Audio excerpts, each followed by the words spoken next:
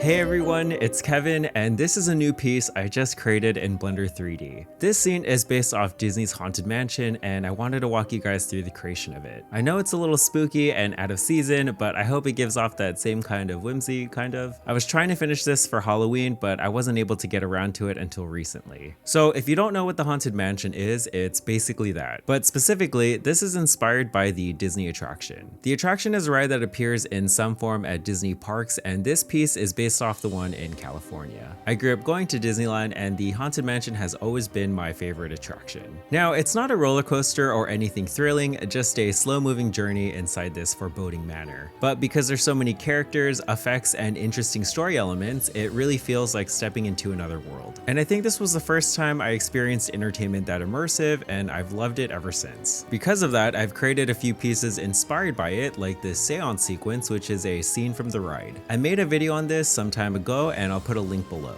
I did this as an experiment back when I was still learning Blender. I wanted to incorporate things I was learning at the time. So I was trying grease pencil elements like for the face, armatures for the bird wings, and cloth physics for the curtains. But I have this one piece I created even earlier in 2016, which is this attraction poster. I did this in my old 2D style using Adobe Illustrator. It was part of a poster series I was creating for fun. I never finished this one because I got busy with work, but I thought to revisit this piece and recreate it in Blender. Blender has been an amazing program to try 2D styles and 3D. I really gravitate towards that non-photorealistic style, and with grease pencil, it adds a certain level of depth that a traditional design program can't achieve. If you don't know what grease pencil is, it's an element within Blender that allows you to draw 2D and 3D space. And how it exists within the program makes it extremely versatile and compatible with different workflows. The way this scene is set up is that I have the base elements modeled, like the mansion and landscape, then they're shaded with a procedural textured material, and then supplemented with grease pencil elements. So to create a scene like this, I usually start with a concept first, but since I already had the poster, I used that as inspiration and blocked the scene directly in the viewport. The general idea was to frame the piece looking up at the mansion on a hill, so I set up a camera and started with modeling the mansion. This was a cool challenge and fun to do, as I've always liked its architecture. I think it's Greek Revival, so it has this notable portico with columns in the front supporting a pediment, and balconies lined with iron railings on both floors with a cupola on the very top. For the railings, I used grease pencil. And since grease pencil has an option to edit strokes as Bezier curves, that helped in easily adjusting the round decorative segments. To convert any stroke into a Bezier curve, you can just select a drawn stroke in edit mode and click the curve editing button at the top. Then you'll see it converts the vertices into control points. And with point select, you can select each point or the handles on each side and use the same transformation shortcuts like G to move, S to scale, and R to rotate. I made the base color blue, and to add depth, use color attribute to darken and lighten certain areas. And once I completed a segment, I duplicated the railing to fit both floors and drew more details as needed. For the shading, I went with a simple textured toon shader to give it this illustrated look. If you want to know more about that node setup, you can check out this video where I created a scene inspired by a postcard. I walked through how to recreate it, and I'll leave a link in the description. It's a pretty simple toon shader setup, but for this scene, however, I did play with different texture nodes, and I used this as the basis for the other shaders in the scene.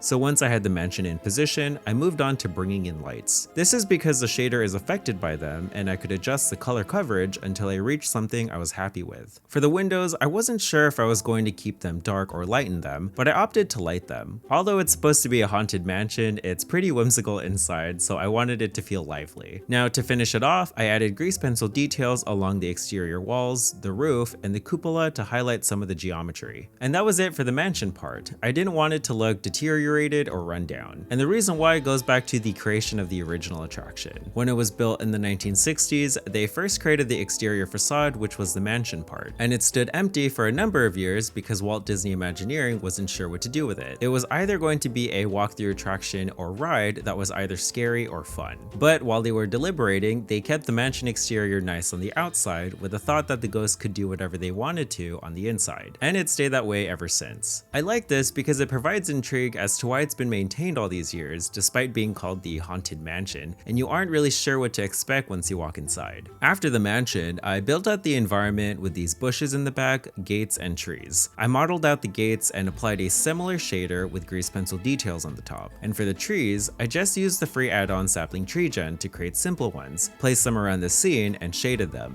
To complete the hill, I added these tombstones, which was supposed to be a pet cemetery cemetery. So with grease pencil, I added imagery of a frog, rabbit, and cat, and also added some grass elements at the base and around the hill. One fun element I made was this horseless hearse carrying a coffin. So I first modeled it and then created link duplicates that I could place in my scene while working on the original outside of it. If you don't know what a link duplicate is, it links the data of objects together, so if you edit the geometry of one of them, you edit all of them. However, that doesn't apply to object-specific animations. To create a link duplicate, all you'll need to do is to select an object and hit Alt-D.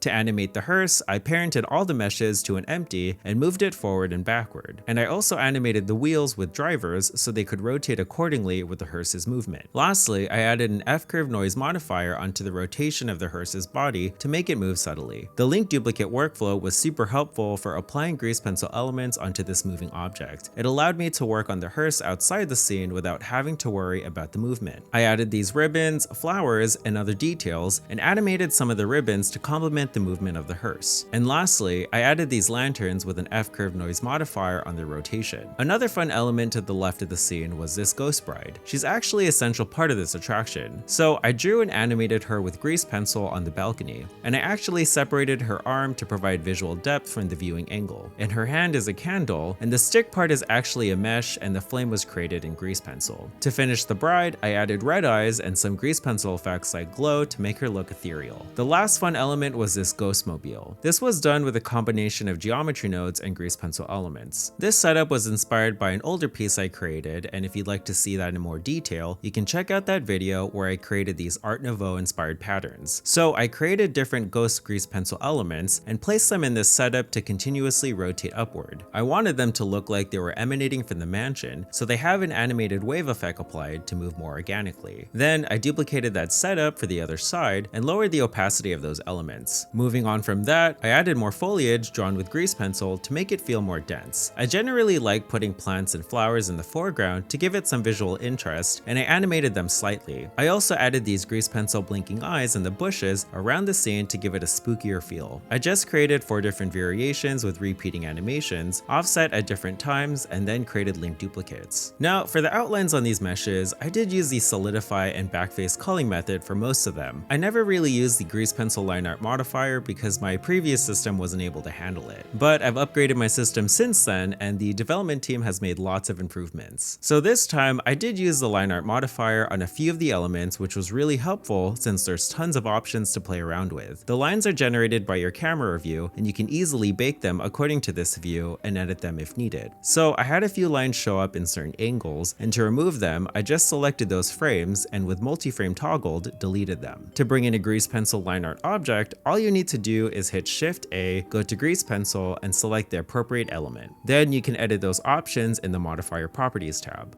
The last few elements were these procedural clouds that I applied onto a half sphere and continuously rotated, and I had the background complement those clouds to set the feel and add texture. For adjustments, I toggled bloom, and in compositing, added a few glare nodes. I also brought in a color balance node and a bright contrast node. As a finishing touch, I added music and sound effects provided by Hook Sounds, which is a royalty-free music website. And if you'd like to sign up with them, you can use code KEV10 for a discount. And that's it for this scene. Thank you guys so much for watching. I really appreciate it. I hope you enjoyed this walkthrough and me sharing my love for the Haunted Mansion. I am trying to get into the holiday season, so I'll have a piece more fitting soon. Also, if you want to learn more about grease pencil, you can check out my course I just released with CG Boost called Master Grease Pencil in Blender. In this course, I'll walk through everything you need to know to get started with grease pencil, and by the end, you'll have created this medieval fantasy village scene. Right now, it's in early access, so it's 20% off, and you can find the course on the CG Boost website. I'll leave a link below. If you guys have any questions, feel free to let me know in the comments. Thanks again, and see you guys next time.